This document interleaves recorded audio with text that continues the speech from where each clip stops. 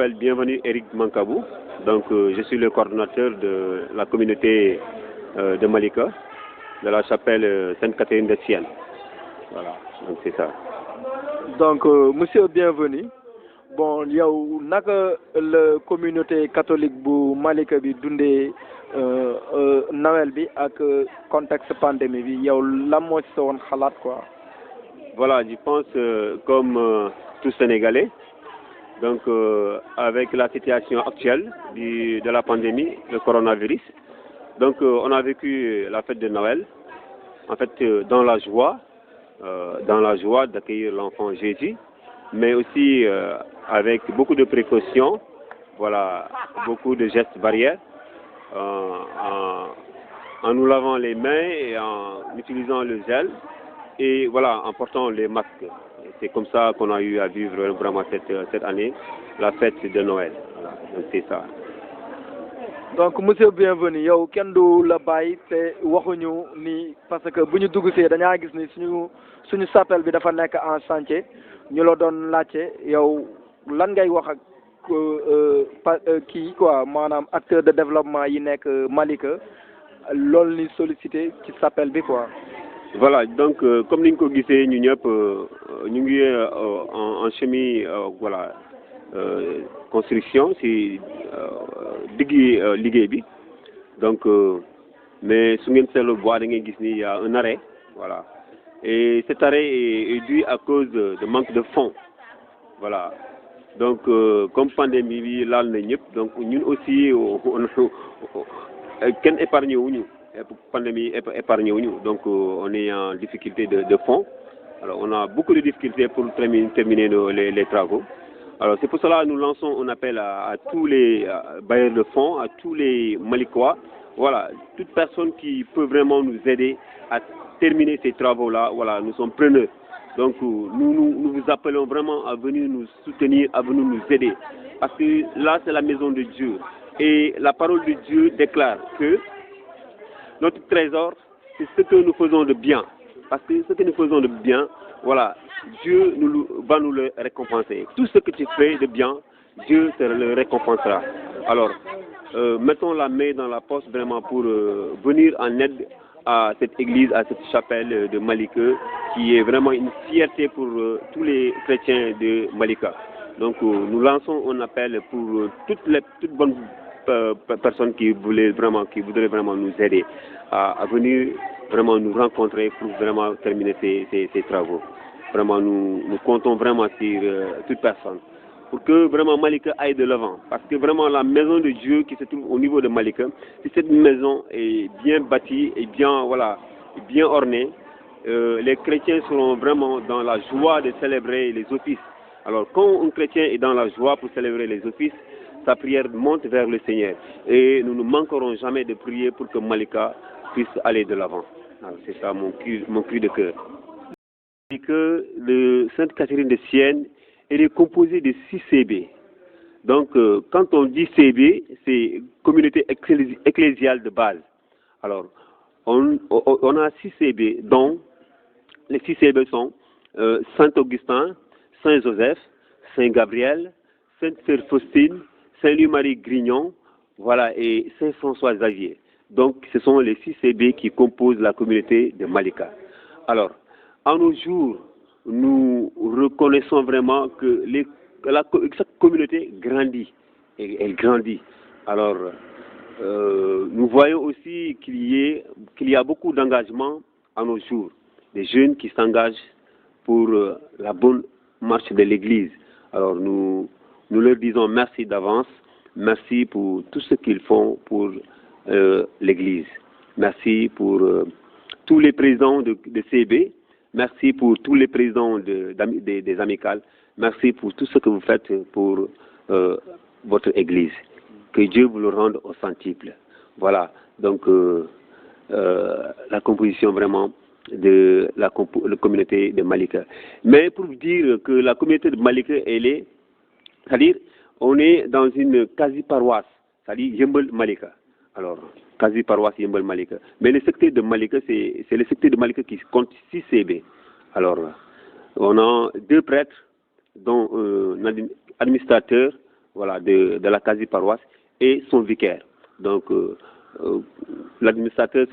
s'appelle Joseph Bouré Dior. Alors, et son vicaire, c'est Abbé Jean-Baptiste. C'est eux deux qui font la rotation entre Yeumbeul, Malika et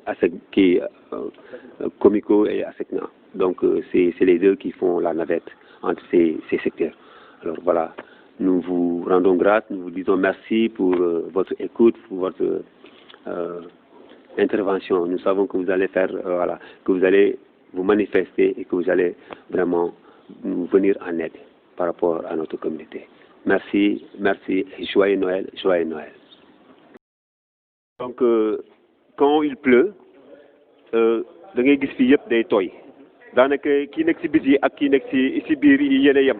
parce que tuiles yi ça fait 20 ans biñ ko installé alors su amee benn durée rek da ngay gis day tuiles yi day taw alors loolu moo waral bu tawee nga gis carrément muy senn donc fii yëpp da ngeen di gis bu tawee day tooy donc ñu ngi lancer un appel à ce que parce que il faut travaux bi mooy dañu war a teggiwaat tuiles yëpp alors ñuy tegaat ko. Alors ça demande vraiment voilà, de l'argent, d'un fonds énorme. Alors nous lançons un appel à tous les internautes voilà, de nous aider par rapport à ces travaux-là. Donc lii bokk na ci li ñuy ñaan vraiment pour gars yi jàppale ñu. Alors ñuy poursuivre visite bi ñu wonaale leen yeneen travaux yoo xam ne voilà ñu ngi koy bugg a def. Bi porte bi déjà daanaka max yi lekk nañ ci bant bi yëpp. Alors fu mu toll nii dañ ko fixé parce que mënatuñ ko ubbi donc boo ko ubbee rek day daanu gis nga max yi bant bi yëpp dee na donc tout ça c'est à changer donc vraiment lii daanaka lii bokk na ci lu gën a ndaw sax parce que pour vous dire que y a beaucoup à faire ici donc loolu la quoi donc vous voyez ces écrans lumière là donc benn fidèle moo ñu ko may juste la veille de Noël moo ñu ko may ñaari écran lumière. Juste pour nous aider à beaucoup prier. Il faut voilà. Donc comme ni ngeen ko gisee chapelle Sainte-Catherine de Sienne c'est la seule église au niveau de Malika bu fi nekk donc moom moo couvrir moom mooy accueillir tous les chrétiens les catholiques de Malika. Donc vous voyez c'est une petite chapelle parce que au début voilà on pensait pas qu'il y aura beaucoup de monde alors ñu def benn chapelle bu ndaw rek donc vu voilà gars yi ni ñuy transhumé voilà di jóge ay Pikine jóge ay Dakar léegi ñu toxu si donc on a une grande population maintenant donc suñu amoon vraiment ay fonds donc on allait vraiment agrandir l'église voilà pour que l'église puisse vraiment accueillir tout le monde parce que comme ni ngeen ko gisee je pense que tu es témoin de cela tu vois il y a presque plus de monde dehors que au-dedans donc loolu mooy wone nii loolu vraiment chapelle bi mënatul accueillir le monde qui vient voilà prier avec nous donc liggéey bi gën a jàmp mooy le toit là mooy toit bi ngeen di gis nii alors on a fait vraiment des prêts partout voilà on a fait des dons voilà on a reçu des dons des prêts et crédits partout pour faire la moitié de ce toit que vous voyez donc il nous reste cette moitié là alors on a fait l'estimation si vraiment on a 2 millions on peut terminer vraiment le toit parce que toit bi aussi lu ñor la comme ni ma la ko waxee sànq chapelle bi mënatul contenir tout ce monde là alors ñi nekk ci biti dañuy nekk ci naaj bi bu tawee aussi da ngay gis ñoom ñëpp dañuy daw dugg ci biir parce que mënuñu nekk ci taw bi di ñaan donc loolu tax ñu bëgg a eggali carrément le toit bu ko defee ceux qui seront dehors voilà dañuy nekk à l'abri du soleil et voilà de la poussière du vent ou bien de la pluie donc loolu moo tax ñu bëgg vraiment égaler le toit là et vraiment nous lançons un cri de cœur à tous ceux qui vont nous entendre à tous ceux qui vont nous voir de nous aider à terminer ce toit là alors suñu jógee ci toit bi di ngeen gis ni bâtiment bi aussi gis ngeen bâtiment bi ci kaw dal bi dañ ko mujjee toj parce que dafa amoon ay fissures carrément dafa bàyyoon complètement alors dañ ko mujjee toj alors mu daal di def noonu gis ngeen bâtiment bi daf ñu doon servir des catéchèses ci lañ doon jàngee kii catéchèse donc du fait fu mu toll nii on est obligé d'aller vers les écoles voilà et puis avec les enfants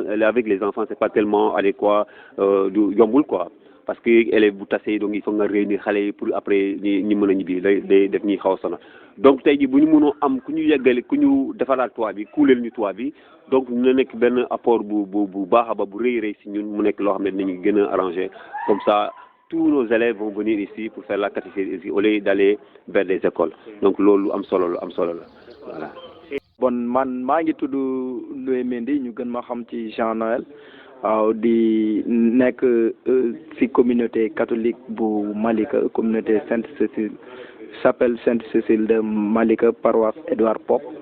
bon di acteur de développement au niveau de Malika suñu chapelle bi nekk en chantier ñu ci doon woo bépp acteur de développement bi nga xamee ne yaa ngi bàyyeekoo Malika wala yaa ngi yeewoo Malika nga ñëw dugal sa loxo ci reconstruction église bi parce que comme yow ni nga ko gisee yow Modou Kane K7 TV ñoo ngi leen di féliciter ci seen teewaay di ne comme yow ni ngeen ko gisee gis ngeen que ni comme li bienvenu wax chapelle bi dafa bëri ay travaux yi nga xamee ne moo ngi fi parce que communauté bi dafa nekk ci en voie de développement nit ñu tux si nañu ba nga xamee ne chaque dimanche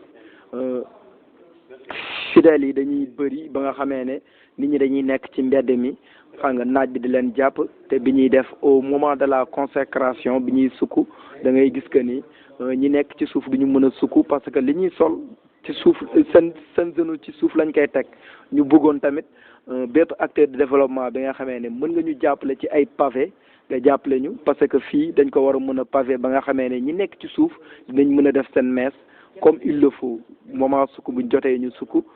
église bi bañ a am poussière bu ngelaw bi dóoree nga xam ne ni poussière bi du mën a jóg di saltel di takkal fidèles yi quoi ñoo ngi ci doon woo ñëpp te tamit suñu xale yi nga xamee ne dañuy jàng catéchisme mënatuñu jàngee fii ci église bi parce que